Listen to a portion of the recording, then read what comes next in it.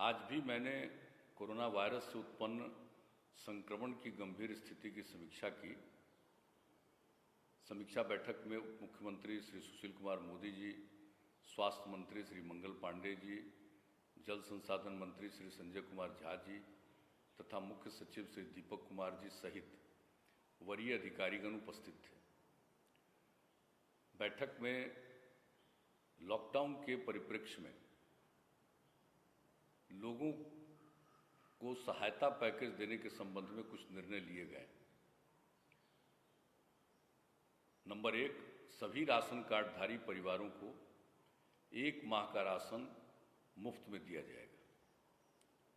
2, सभी प्रकार के पेंशनधारियों, मुख्यमंत्री वृद्धजन पेंशन, दिव्यांग पेंशन, विधवा पेंशन, वृद्धावस्था पेंशन को अगले 3 माह की पेंशन अग्रिम तौर पर तत्काल दी जाएगी। यह राशि उनके खाते में सीधे अंतरित की जाएगी।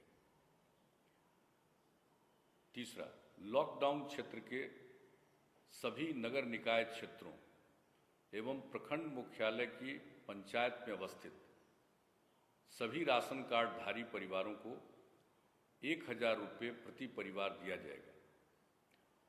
यह राशि डीबीटी के माध्यम से उनके खाते में अंतरित की जाएगी।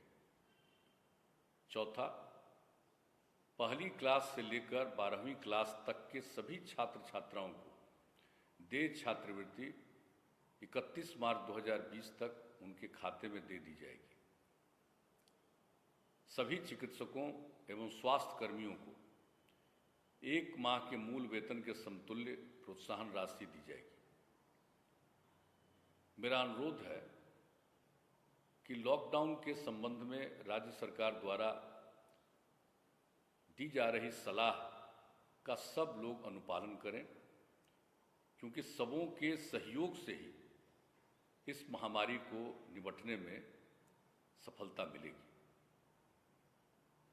आप सब लोगों को बहुत बहुत धन्यवाद।